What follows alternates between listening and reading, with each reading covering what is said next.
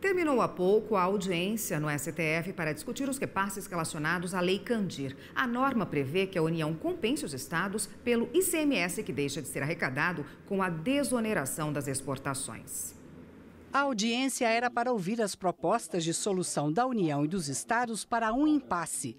A Lei Candir de 1996 isentou de ICMS produtos primários como os agrícolas, semi-elaborados ou serviços e obrigou a União a incluir recursos específicos para o ressarcimento aos estados.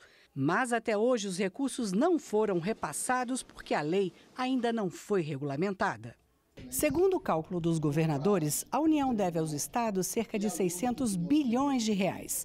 Só o estado de Minas Gerais estima que deveria receber do governo federal 135 bilhões em valores corrigidos. Existe um desequilíbrio complexo do Pacto Federativo e uma das grandes e definitivas causas está sendo aqui discutida. Exatamente a Lei Candir. Nós estamos falando, por exemplo, de déficits de Minas Gerais em torno de 135 bilhões. Nós estamos falando de 600 bilhões. Isso recoloca a saúde financeira nos estados, os coloca como motor da economia. Em 2016, o STF entendeu que o Congresso foi omisso por não regulamentar a Lei Candir.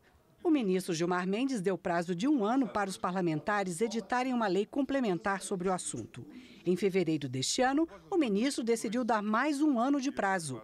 O CONPEG, Colégio Nacional dos Procuradores-Gerais dos Estados e do Distrito Federal, pediu a audiência conciliatória.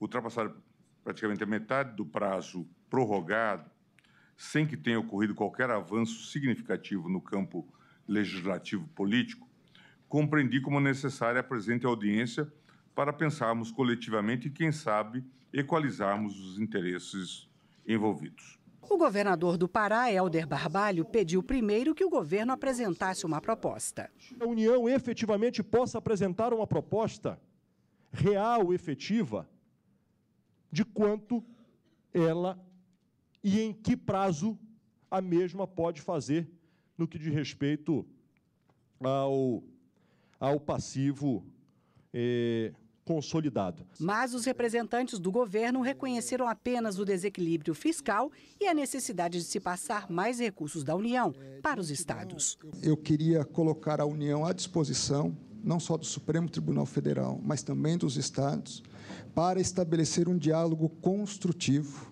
no sentido de buscar uma resolução.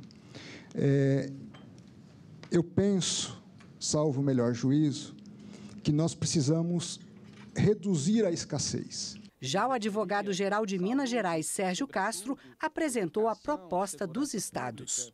As perdas pretéritas significariam um acerto do valor apurado no projeto de lei que tramitou, mas com uma perspectiva de amortização ao longo não de 30 anos, mas de 60 anos. E as perdas futuras representariam um acerto a partir da deliberação da decisão do Supremo Tribunal Federal, num montante que representa a metade do valor apurado nesse projeto de lei que tramitou no Senado, representando 18 bilhões anuais para o conjunto dos estados. No final da audiência, a AGU sugeriu a criação de uma comissão especial dos estados e da União para definir uma solução para o caso. A supervisão será do ministro Gilmar Mendes. O relatório parcial deverá ser apresentado até a primeira quinzena de dezembro. Houve um consenso de se instituir uma comissão especial. Acho que o principal é todas as partes estarem com o espírito desarmado e se prevalecer uma discussão técnica do assunto. Certamente aos interesses dos estados, ao ponto de vista da União, e o que deve prevalecer no âmbito de uma discussão no Supremo Tribunal Federal é uma análise técnica, levando para os agentes políticos o máximo de subsídio possível para uma resolução de um impasse tão significativo como esse da remodelagem do Pacto Federativo.